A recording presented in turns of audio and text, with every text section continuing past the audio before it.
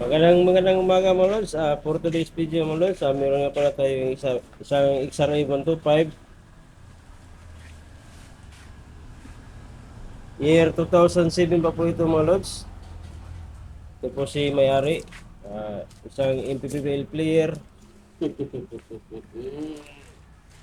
Yan po mga lods, nakadalawang rebore na po ito siya mga lods simula noong 2016. Nakadalawang rebore na po ito.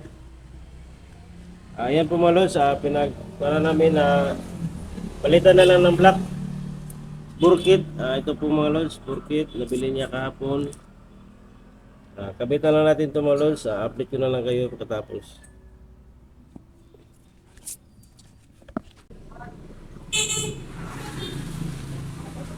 Paanda rin muna natin mga lods.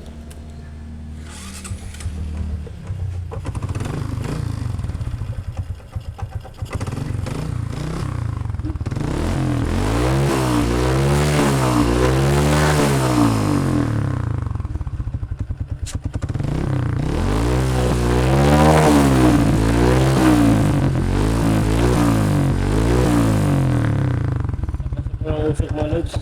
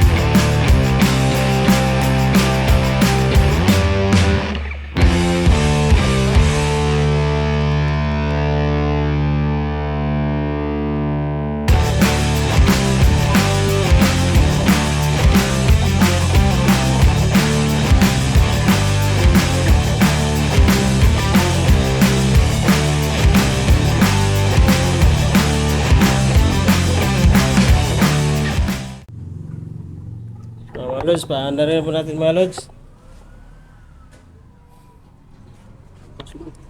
Ha?